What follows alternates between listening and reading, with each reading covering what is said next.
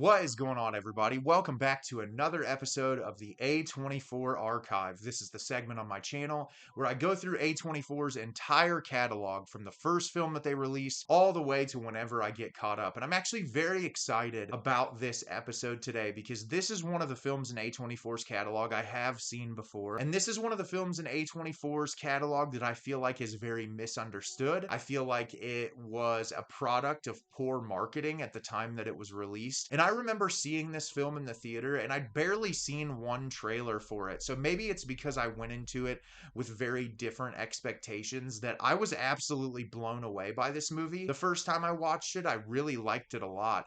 And I've seen it a couple times since its initial release, and I grow to appreciate it more every time I revisit it. I think that it's a really fantastic film, and I'm excited to talk to you about it in detail today. And the movie I'm going to be discussing is It Comes at Night. It Comes at Night is directed by Trey Edward Shults. Secure within a desolate home as an unnatural threat terrorizes the world, a man has established a tenuous domestic order with his wife and son.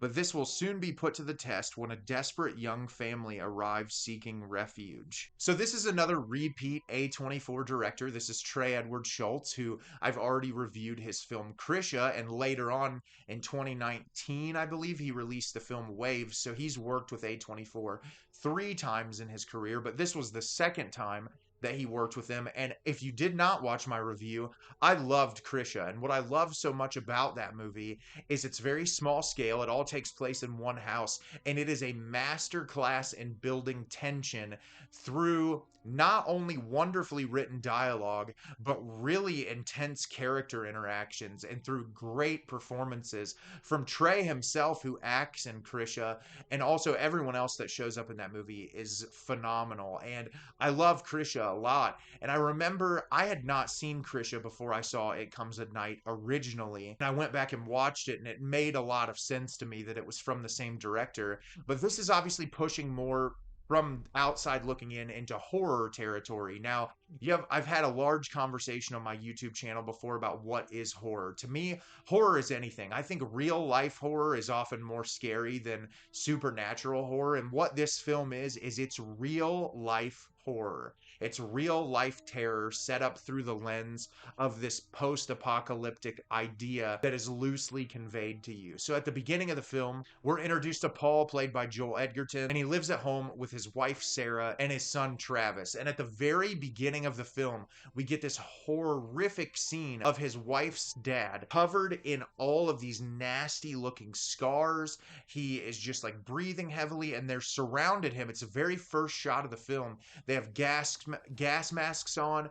They're all telling him, hey, it's okay, you're able to let go. They literally take him out in a wheelbarrow, lay him in the place that they're going to bury him, put a pillow over his face, and shoot him in the head. It is one of the most brutal, intense opening sequences to an A24 film I've watched thus far. And even revisiting it this time, it shook me up a lot. So we find out that there is some kind of disease that has plagued the world. Joel Edgerton's character does not really know how widespread it is. Everyone's kind of cut off. You can tell that there's no electricity. They're really intelligent, and they've built this water system for themselves. They're doing all these things to stay alive, but there's very strict rules. They don't go outside at nighttime. Joel Edgerton's character is the only one who has a key set to the house, and so we see them living their lives at the beginning. Well, one night they're in bed, and their son hears a noise, and they go to the door. Joel Edgerton's character opens the door, and we meet Will, played by Christopher Abbott. And Will is just freaking out, and he says, hey, I'm not trying to hurt you. I didn't know if anyone was living here. And Paul takes him outside, ties him up, keeps him there for a day to see if he's plagued with the virus, finally gets to talk to him, says, what are you doing here? Why are you here? And he says, my wife and my son are out there somewhere. We don't have any water, but we do have animals. We can help you with food if you'll meet us in the middle. So Paul reluctantly agrees to bring Will and his wife, Kim, played by Riley Keough, and their young son back to the house with them. And so they establish this They establish these boundaries. Paul tells them how they live their life. They're like, hey, we're totally fine. And they start living together in harmony. They help each other. There's always that little bit in the back of their head as to if something's going to go wrong, if they can trust them. And all at the same time, Travis, Paul's son, is having these really wild visions throughout the film and these really wild dreams that are paralleled to things that are actually going on in the real world. And the entire film is these two families trying to survive, and can they trust one another? As I said, I absolutely love this film, and I think if I would say one thing about it, it's a masterclass in building tension. Having that first scene be as insane as it is and really just drawing you in and letting you know, like, okay, this is gonna be real. Like, this is gonna get real. It's gonna get uncomfortable. Be ready for it. And I think they don't pull any punches whatsoever, which immediately hooks you to the screen. There's this level of palpable tension between each character, just between a glance, that really you're worried every second that something's going to happen. And that's what's so impressive about Trey Edward Shults, because obviously this film is violent, it's unrelenting, it's disturbing. Trisha was a tight-knit family drama that you knew someone wasn't going to be getting killed every 5 minutes.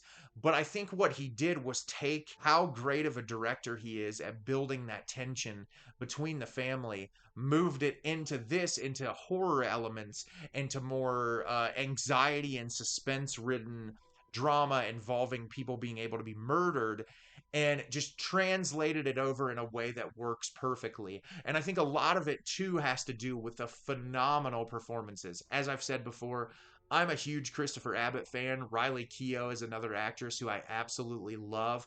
I think their performances and Joel Edgerton's performance especially are phenomenal in this film. The way they interact with each other, there are some moments that left me breathless in this movie from just elements of all of their performances. And I think everyone in the film does do a really great job. I feel like the actress who plays Joel Edgerton's wife, does not get enough screen time compared to the rest of them, but when she is on screen, she does do a really great job. Kelvin Harrison Jr., who plays Travis, also does a really nice job as well. The interaction between characters is really well done, and I think that's what makes the movie so effective.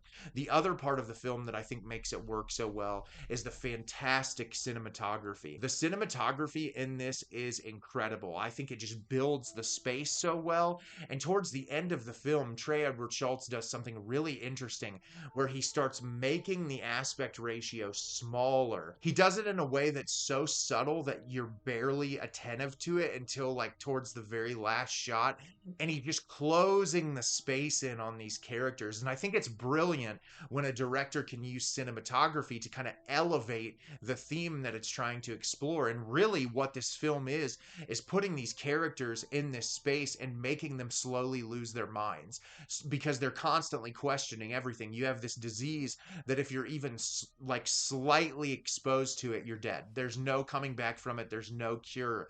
And so you bring these people in that you don't know where they've came from. You don't know anything about them. And you're hoping that they don't do something that manages to get you infected. But you also want to give them a benefit of the doubt because they're people.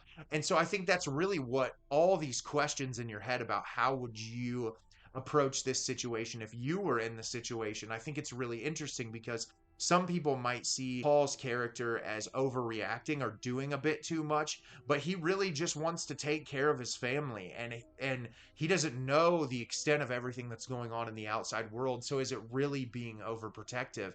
And that's what I like so much about this movie, is just the way that it builds tension and the way that it makes you as the viewer question literally everything that's going on screen. And it's so impressive the way Trey Edward Shults handles this. I also love the score in this movie. It's very minimalist, but it works really well in the moments that it's added in. And if there's one word I can use to describe this film, it's uncomfortable, which is fantastic. It's executed really well. And the third act is one of the most disturbing, brutal things I've seen in an A24 film. Really just left my jaw on the floor when I watched it again this time. And yeah, this is a must-watch in A24's catalog. If you have never seen It Comes at Night before, forget anything and everything you've heard about it. Don't even watch a trailer. Just go in and completely watch it blind, and you will absolutely find something to love about it. It is a a master class in building tension. So if you've seen It Comes at Night, did you love it? Did you hate it? Leave me a comment down below. Let me know what you thought. I thought this movie was great. Every time I revisit this, I enjoy it more. And if you've never seen it before, I'd highly recommend you go check it out. As always, if you can like the video and subscribe to the channel, it helps me out a lot and lets me know the type of content you're looking for. I'm always putting out new material and look forward to getting more out for you in the near future. And as always, everyone, thank you so much for watching and have a great rest of your day.